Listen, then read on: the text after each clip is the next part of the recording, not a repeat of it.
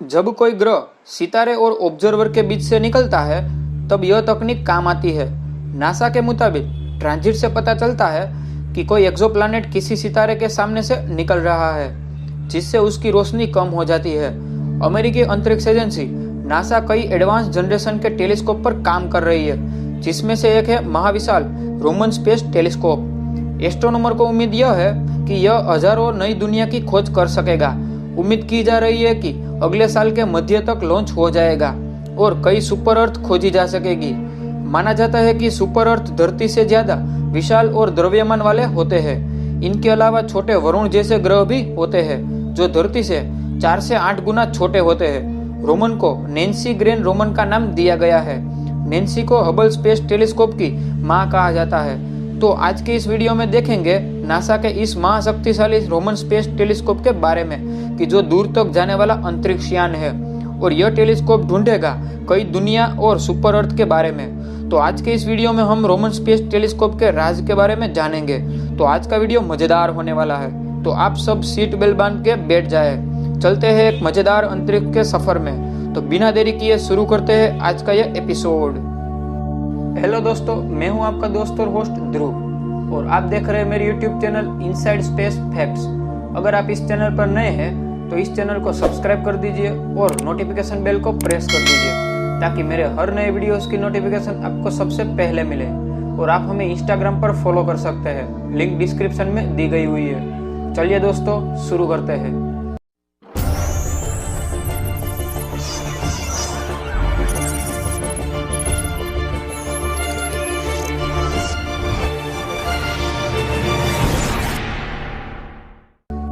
Roman space telescope, जिसे पूर्व में वाइड फील्ड इंफ्रारेड सर्वे टेलीस्कोप की जिसे शॉर्ट में WFIRST से जाना जाता है, रोमन को 2010 में United State National Research Council decadal survey committee द्वारा खगोल विज्ञान के अगले दशक के लिए प्राथमिकता के रूप में अनुशंसित किया गया था। 17 फरवरी 2016 को वाइड फील्ड इंफ्रारेड सर्वे टेलीस्कोप को विकास और लॉन्च के लिए मंजूरी दी गई थी।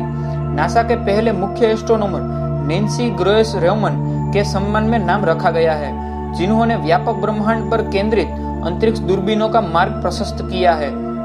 रोमन स्पेस टेलीस्कोप 2020 के मध्य में लॉन्च होने के लिए तैयार है। यह लंबे समय से चले आ रहे खगोलीय रहस्यों की जांच करेगा, जैसे कि ब्रह्मांड के विस्तार और हमारे सौर मंडल से परे दूर के ग्रहों की खोज। नासा के हबल स्पेस टेलीस्कोप की मां के नाम से प्रख्यात इस रोमन स्पेस टेलीस्कोप में नए साइंटिफिक उपकरणों से सज्ज है, जो अंतरिक्ष से व्यापक ब्रह्मांड का अध्ययन करने की अनुमति देगा। नासा के एडमिनिस्ट्रेटर जिम ब्रिडेनस्टाइन ने कहा, यह नैन्सी ग्रेस रोमन के नेतृत्व और दूरदृष्टि के कारण ही नासा खगोल भौतिकी में अग्रणी बन गया और हबल की जो दुनिया का सबसे शक्तिशाली और प्रोडक्टिव टेलीस्कोप है उसे लॉन्च किया था।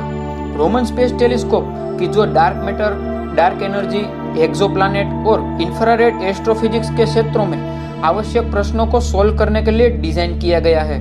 टेलीस्कोप में प्राइमरी मिरर होता है जो 2.4 मीटर व्यास का होता है और हबल स्पेस टेलीस्कोप के प्राइमरी मिरर के समान आकार का ही होता है। रोमन स्पेस टेलीस्कोप में दो उपकरणों को यानी कि वाइड फील्ड इंस्ट्रूमेंट और दूसरा तकनीकी प्रदर्शन कोरोनाग्राफ इंस्ट्रूमेंट के लिए डिजाइन किया गया है।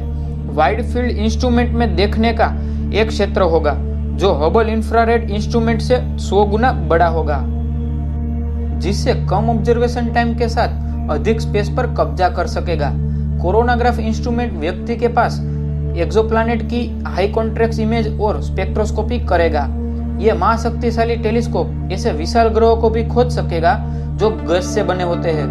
ये जुपिटर और शनि की तरह भी होते हैं और बर्फीले अरुण ग्रह की तरह भी। नए टेलीस्कोप माइक्रोलेंसिंग की मदद से नए ग्रहों को खोजेगा।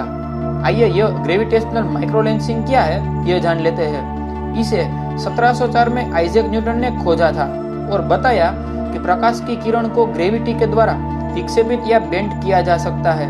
बाद में एक के बाद दूसरे वैज्ञानिकों ने अपने सुझाव रखते हुए इसे खोजा था। यह आइंस्टाइन की famous general theory of relativity के सिद्धांत पर काम करता है। इसमें ग्रेविटेशनल लेंस के इफेक्ट के कारण ग्रेविटेशनल माइक्रोलेंसिंग एक एस्ट्रोनॉमिकल फिनोमिनन है। इसका उपयोग किसी ग्रह के द्रव्यमान से लेकर तारों के द्रव्यमान तक की वस्तु का पता लगाने के लिए किया जा सकता है। जब एक तारा या क्विज़ार एक विशाल कॉम्पैक्ट के साथ पर्याप्त रूप से संरेखित हो जाता है तो इसके गुरुत्वाकर्षण के कारण प्रकाश का झुकना, जिसे 1915 में अल्बर्ट आइंस्टाइन ने बताया था।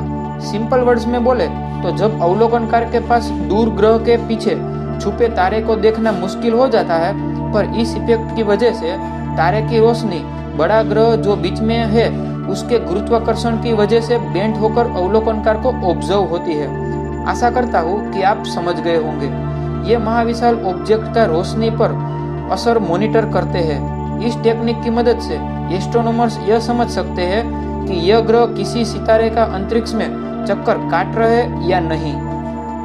अब यह जानते हैं कि आखिर ग्रह कैसे खोजे जाते हैं। रोमन स्पेस टेलीस्कोप पारंपरिक ट्रांजिट तरीके का इस्तेमाल भी करेगा। जब कोई ग्रह सितारे और ऑब्जर्वर के बीच से निकलता है तब यह तकनीक काम आती है। नासा के मुताबिक ट्रांजिट से पता चलता है कि कोई एक्सोप्लैनेट किसी सितारे के सामने से निकल रहा है, जिससे उसकी रोशनी कम होती जाती है।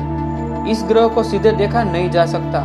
University of New South Wales के लेक्चरर बेन मोंटे का कहना है कि माइक्रोलेंसिंग इवेंट दुर्लभ होते हैं और तेजी से होते हैं। इसके लिए बहुत सारे सितारों को बार बार देखना पड़ता है और उनकी चमक को नापना होता है ताकि इसे डिटेक्ट किया जा सके।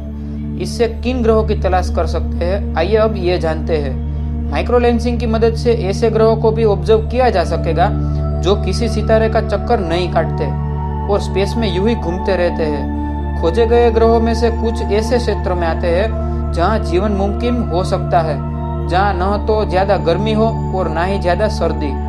Roman space telescope 26,000 light year दूर के ग्रहों को भी देख सकेगा, जबकि Kepler space telescope 2000 light year दूर तक देख सकता है, जिसका मिशन अब खत्म हो चुका है।